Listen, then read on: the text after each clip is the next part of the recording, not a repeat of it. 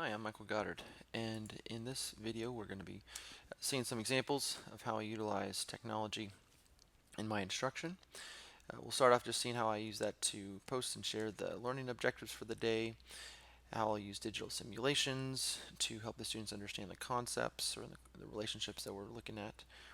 Also to help the students learn how to use equipment and also to use equipment itself to help them understand whatever the learning objectives are for the day. And we'll see some seamless transition back and forth between the whiteboard and the equipment, whether that's projecting digital notes for them to look at during class or later, as well as utilizing some online graphing tools.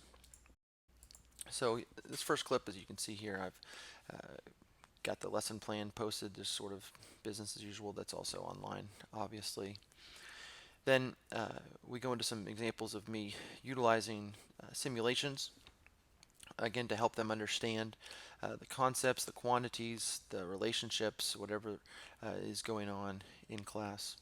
And I just note these videos and clips that you're seeing are actually from lectures that I've recorded for my virtual students or for students that are absent for all different reasons.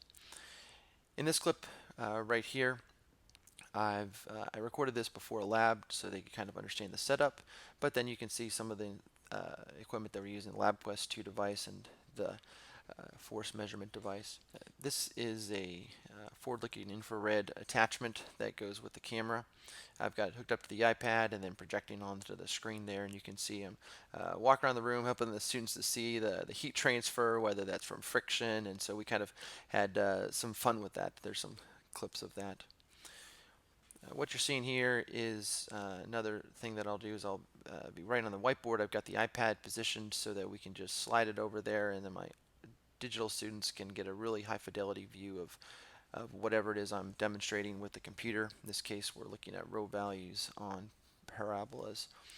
Then this is from one of my math classes. I've got some screen recording software going on there, and then I'll transition real quick to the in this case it's Desmos to show some function transformations, and I'll utilize this as a way of having my students get a real close-up look at what's going on. Sometimes it's hard to see that with the iPad.